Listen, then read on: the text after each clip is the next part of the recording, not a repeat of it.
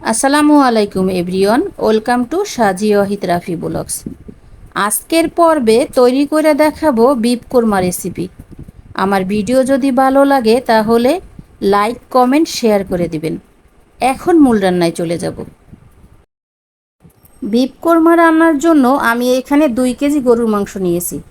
আপনারা চাইলে বাড়ায়ে কমায় নিতে পারবেন, সমস্যা নেই। কোরমাটা রান্নার জন্য চুলায় একটি পাতিলা বসিয়ে দিয়েছি। এটার সাথে দিয়ে দিব তেল। তেলের পরিমাণটা বুঝে দিতে হবে। আমি আমার 2 কেজি গরুর মাংস এই পরিমাণে তেল দিয়েছি। আপনারা যদি বেশি হয় তাহলে বেশি দিবেন, কম হলে কম দিবেন।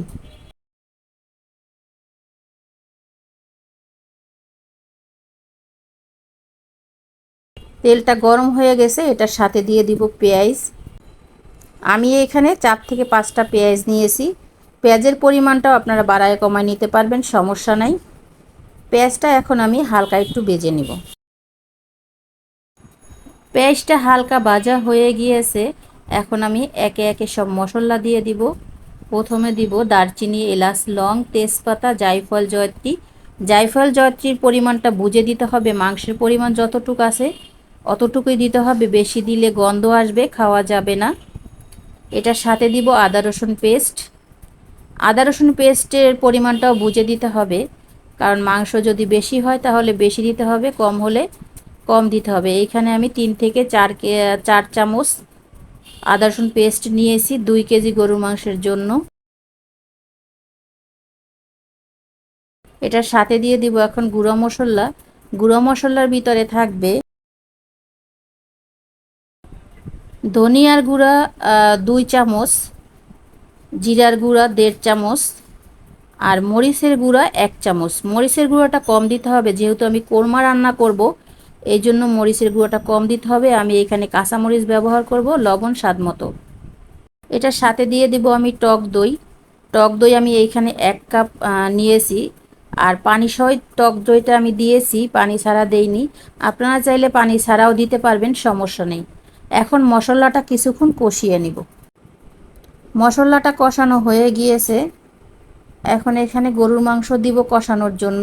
আমি আগের থেকে কেটে ধুয়ে পরিষ্কার করে 2 কেজি গরুর মাংস রেখেছিলাম। গরুর মাংসটা দিয়ে দিব।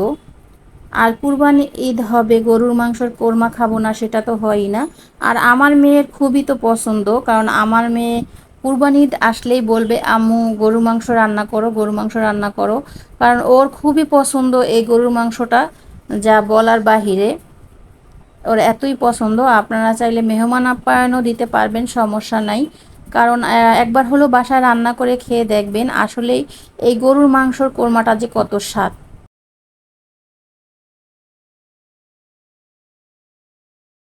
আর আমি ঘরে থাকা উপকরণ দিয়েই রান্না করব, বাড়তি কোনো মশলা দিব না, যাতে কোনো ঝামেলা না হয়। অনেকে হয়তো বাড়তি মশলাও দিতে পারেন, সমস্যা নাই। কিন্তু আমি বাড়তি কোনো মশলা দেই না, ঘরে থাকা যে উপকরণ আছে ওটা দিয়ে আমি রান্না করি।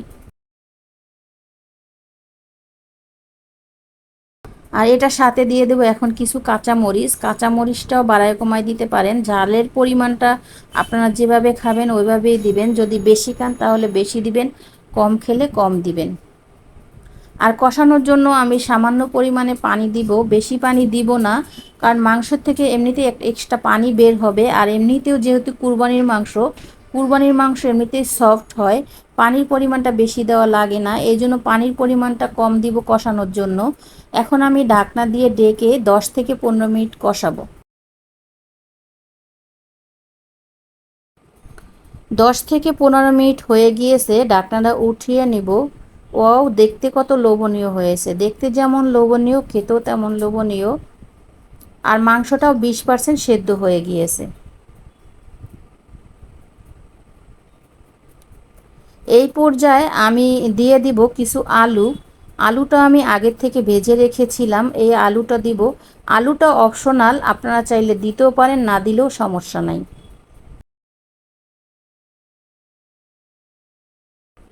আর এটার সাথে দিয়ে দিব আমি বাদাম আর কিশমিশ বাটা, সাথে থাকবে 2টা আলু বোখারা। আলু বোখারাটা বেশি দিবেন না, অল্প দিবেন, বেশি দিলে টক হয়ে যাবে। তবে মাংসের পরিমাণটা যদি বেশি হয় তাহলে বেশি দিয়েন, সমস্যা নেই। এখন আলু আর বাদাম এবং কিশমিশ আলু বোখারা দেওয়ার পরে আমি আরও 5 মিনিট কষিয়ে নিব। আর এই পর্যায়ে মাংসটা অনবরত নাড়তে হবে, না হলে নিচে লেগে যেতে পারে, কারণ বাদাম দিলে মাংসটা নিচে লেগে যাওয়ার সম্ভাবনা বেশি থাকে।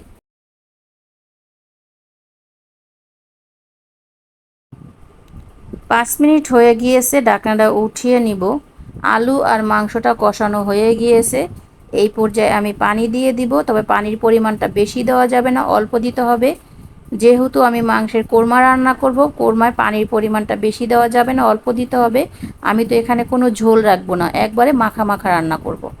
এই জন্য পানির পরিমাণটা কম দিতে হবে। আর অলরেডি মাংস 20%-এর বেশি সেদ্ধ হয়ে গিয়েছে। আরও 80% সেদ্ধর জন্য আমি যতটুকু পানি লাগে অতটুকু পানি দিব, বেশি দিব না।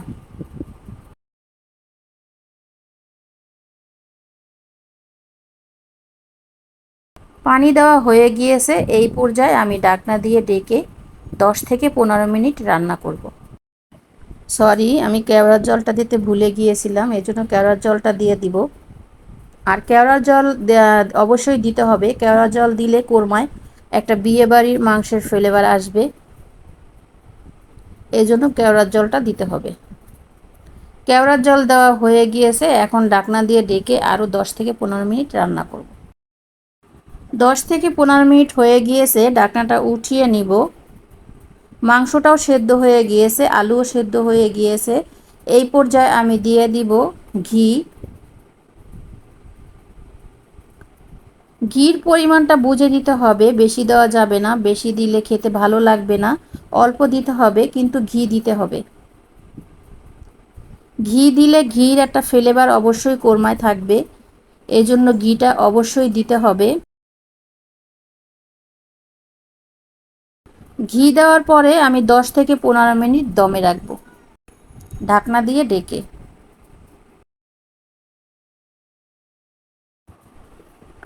15 মিনিটের জন্য আমি মাংসটা দমে দিয়ে রেখেছিলাম। 15 মিনিট হয়ে গিয়েছে, ঢাকনাটা উঠিয়ে নিয়েছি। মাংসটাও হয়ে গিয়েছে। এই পর্যায়ে চুলার জালটা অফ করে দিব। ওয়াও, দেখতে কত লোভনীয় হয়েছে! দেখতে যেমন লোভনীয়, খেতেও তেমন অবশ্যই লোভনীয়। আপনারা একবার হলেও বাসায় রান্না করে খাবেন, অবশ্যই রান্না করে খাবেন আর কমেন্টস করে জানাবেন কেমন হয়েছে। আর আজকে আমি কোরমাটা দুধ ছাড়াই রান্না করেছি, দুধ দেইনি। আপনারা চাইলে দুধও দিতে পারবেন। আর সব কোরমায় যে দুধ দিতে হবে এমন কোনো কথা না, দুধ ছাড়াও কোরমা রান্না করা যায়। আজকের পর্বে তৈরি করে দেখিয়েছি বিফ কোরমা। আমার ভিডিও যদি ভালো লাগে তাহলে লাইক, কমেন্টস, শেয়ার করে দিবেন। আপনাদের লাইক এবং কমেন্ট আমাকে অনেক উৎসাহিত দেয়। নতুন নতুন ভিডিও আপডেট পাওয়ার জন্য পাশে থাকা বেল আইকনটি ক্লিক করে রাখবেন। নিজে ভালো থাকবেন, ভালোবাসার মানুষকে ভালো রাখবেন। আল্লাহ হাফেজ।